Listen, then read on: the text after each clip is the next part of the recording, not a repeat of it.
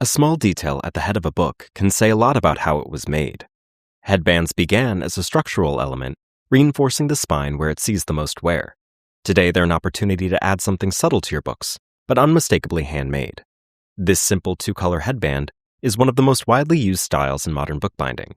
With just 2 threads and a core, you can build a repeating pattern of alternating windings and small beads that sit neatly along the edge of a prepared text block. To begin, cut 2 threads of different colors a yard or so long and tie them together on one end with an overhand knot. One thread will act as your tying down thread and the other as your winding thread. Thread your tying down thread into the needle. Open the first signature to its center, and from the inside, insert the needle into the top kettle stitch hole. Pull the thread through so the knot sits snugly on the inside of the spine. On the outside, bring the thread over the top of the signature, into the center, and back out through the same kettle stitch hole, leaving a small loop on the spine. From here, you may want to place the text block into a book press at an angle, or clamped between boards to stabilize the book and help keep even tension. Lay your core across the top of the book and slip one end into the loop.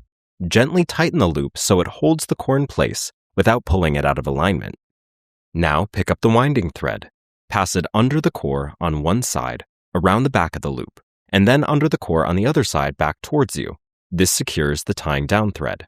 Bring the tying down thread up from the back and lay it neatly across the core. You now have 2 windings of the same color. To introduce the second color, bring the winding thread under the core and over the tying down thread, pushing the tying down thread back and under the core. Pull gently to form a small bead beneath the windings. Bring the thread back over the core to form the first winding in this new color. Wrap it around the core again to create a second winding, pushing both windings neatly against the previous pair. Next, bring the tying down thread across the winding thread, pass it under the core, and pull it to form the next bead in the alternating color. From here, repeat the sequence. 2 windings in one color, form a bead, then switch to the other color, moving the new color thread over the previous color thread.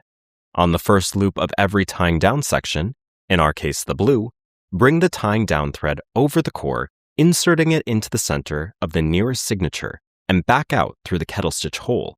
Pull firmly so the winding sits snugly beside the previous one. Bring the tying down thread back over the core to complete its second winding. Work steadily across the spine, keeping your windings even and your beads aligned along the edge of the text block. Keep the tension on your threads even and purposeful with each wind and bead. When you reach the end, finish with the tying down thread. Make a single winding, then pass the needle into the final signature and out through the kettle stitch hole. Pass the other thread under the core to form one last bead and lay both threads along the spine. Lightly apply PVA adhesive and use a brush to gently glue down the threads. Flush to the spine and allow it to dry in order to lock the headbands into place. Be sure to trim any excess thread. Next, cut the excess core flush as well at the beginning and end of the headband, taking care not to cut the wrapped threads. Apply a small amount of PVA to the exposed ends of the core to prevent fraying, and add a dab to the back of several windings for extra security. From there, you can turn the book around and repeat all the steps on the other end of the spine. Move slowly and purposely to ensure both sides are equal in wrapping pattern and overall tension. And that's it. A simple, durable, and decorative 2-color headband.